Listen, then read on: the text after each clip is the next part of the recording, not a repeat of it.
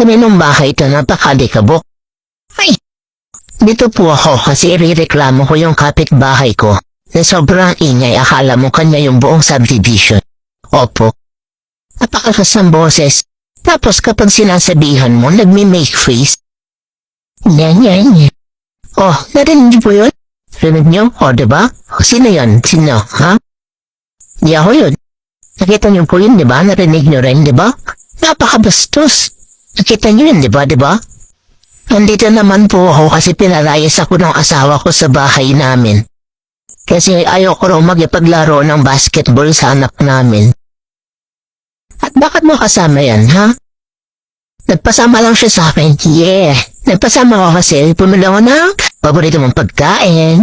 Nagrereklamo po siya na sobrang ingay ko raw. Kasi daldal ako ng daldal, pumupunta ako sa bahay nila.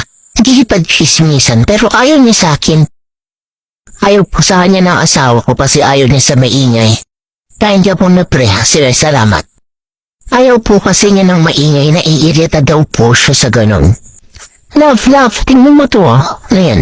Imo. Ano ba yan? Nari mo muna dyan. Nandito po ako kasi inirereklamo daw po yung asawa ko na maingay. Ang masasabi ko lang po ay, totoo naman.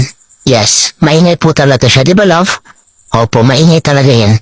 Nandito po ako kasi pinabarangay po yung anak ko. Binato daw po niya ng bola yung bintana ng kapitbahay namin.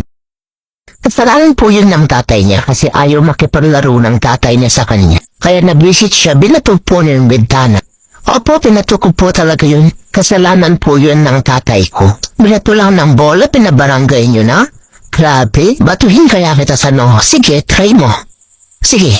Ano kasi yun, bata lang yun eh, naglalaro siya. Dapat inintindi niyo na lang. Tama, di ba? Kayang batuhin ko sa mukha. Oh, yan kasi manahimik ka na. Wala naman kasalanan yung anak ko. Bata nga kasi. Oo nga, bata nga. Alam kong bata. Oo nga, bata nga. Kaya intindihin niyo na lang. Tama. Bata nga kasi. Buta na lang wala pa kami anak. Ha. Tama. Ha.